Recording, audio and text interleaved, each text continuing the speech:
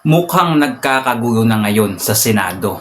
Matapos kasing palitan o pinalitan si Alan Peter Cayetano neto ni Will Gatchalian bilang Senate President pro tempore, no? So eto, nanindigan dito ngayon at pumagag etong si Senate President Cayetano na siya pa din daw ang legit at legal na Senate President, at etong si Will Gatchalian na pumalit nga daw sa kanya ay illegal ang pagkakaupo, no? So eto, panoodin natin ngayon. Dito kasi guys, yung Senate natin ngayon ay nagkanda-rechi-rechi na talaga. Ngayon kasi, dalawa na ang Senate President natin. Imbis na isa lang, no? Ngayon, panoodin natin ngayon yung latest news tungkol nga dito sa kaguluhan na to, no, dito sa Senado, na hindi nila malaman kung sino nga ba ang Senate President ang kanilang susundin o ang kanilang paniniwalaan o ang kanilang kumbaga papanigan, no?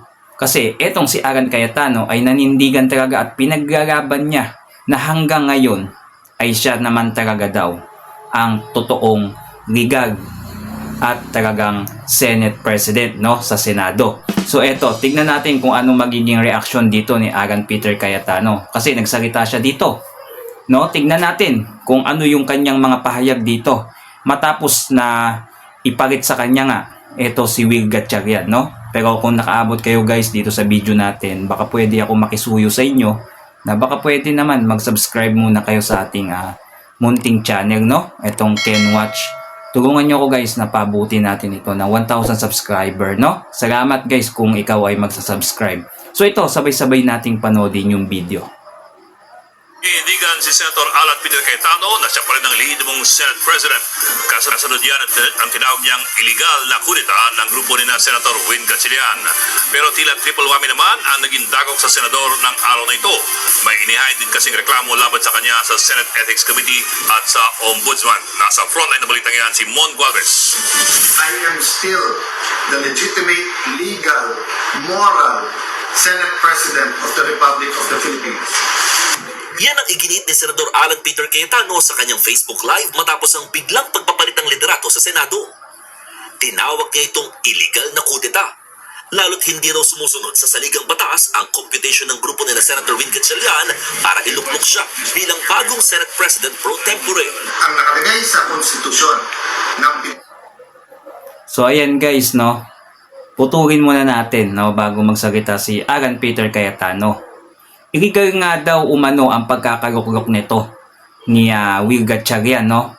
Sa tingin nyo ba, totoo kaya na illegal itong pagkakaupo bilang Senate President nito si Will Gatchalian, no? Kayo guys, gusto ko malaman ang opinion ninyo. Sa tingin nyo, illegal kaya itong kudeta na ginawa na to, no?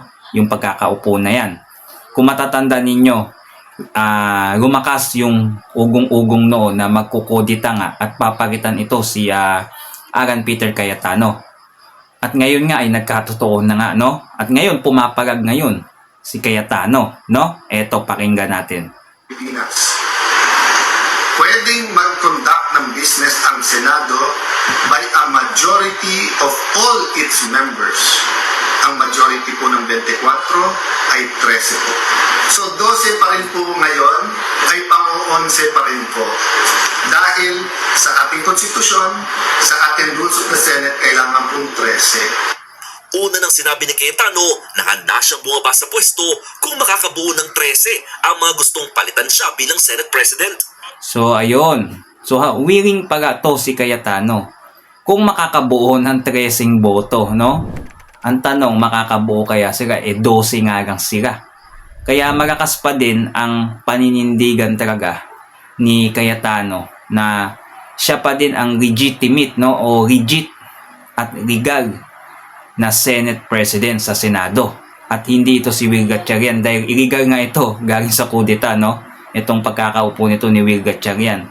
So nagiging dalawa na ngayon yung Senate President, kaya hindi malaman talaga ng mga tao dyan, yung mga susunod sa kanila, kung sino ang susundin nila. Ito bang si Will Gatchalian o etong si Cayetano? Wala rin daw sapat na basehan para magtalaga ng acting Senate President. hindi po tayo nagre-resign. Removal, hindi po nila ako naalis. Death, buhay pa naman po siguro ako, hindi po AI ito. Absolute incapacity, siguro naman po nakikita nyo, nakakapag-isip po ako, nakakapagsalita po ako. Nag-iwan pa ng babala si Cayetano kay Gatchalian. Senator Win, Lucian, ingat kayo dyan. You're playing around with fire. This is not just about the Senate. This is about the Philippine Constitution. Ano kayang ibig sabihin dito, no? Ng babaga na to ni Cayetano na wag mag-pray sa fire. Nako, mukhang baka lumakas ang apoy at baka may hindi magandang mangyari yata, no? Sa tingin nyo, kayo guys, sino pa din ang paniniwalaan ninyo dito bilang Senate President? Etong bagong upo na galing sa kudita, etong si Gatchalian, o eto pa din si Cayetano, no? Madaming madaming supporter si Cayetano, si Gatchalian. Hati ang opinion dyan ng bawat isa. May ilan sinasabi, legit pa din yan si Cayetano. Tama at may punto yung kanyang sinabi. Hindi naman siya AI, hindi pa naman siya patay, hindi pa siya bagdado, nakapagsalita pa siya, nakakapag-isip pa siya ng tama, ng maayos, di ba? No? Kayo guys, sino ang inyong papabor dito, no? Sa kanilang dalawa. Wala rin ni Cayetano ang aligasyong sila ang nagdudulot ng pagkaantala sa trabaho ng Senado. Kasunod nito, nanawagan si SP Cayetano na mag-prayer vigil ang taong bayan sa Senado. You can try to stop us, but you will be stopping the Filipino people. So sa ating mga kababayan who wants to pray or have a prayer vigil sa Senado bukas, pumunta po kayo. Bago ang naging sesyon kanina, isang freshman college student ang pumunta sa Senado at naghain ng ethics complaint laban kay Cayetano at sa May isa pang naghain pa, no, ng ethics complaint, no? Itong estudyante. May ilan nagsasabi, itong estudyante daw dapat nananahimik na lang daw to sa bahay nila. Hindi na nangingialam dito. May kanya-kanya tayong opinion, di ba? Gusto niya yan, magsampa ng ethics complaint, bahaga siya sa buhay niya, di ba? Tapos eto pa, sinisisi pa ga, eto sila Cayetano, na sila nagpasimuno ng kaguluhan dito, no? Kayo, sa tingin nyo, sino kaya naman talaga ang punot dulo ng kaguluhan na to sa Senado na ngayon ay nagkanda-reche-reche na sila dyan?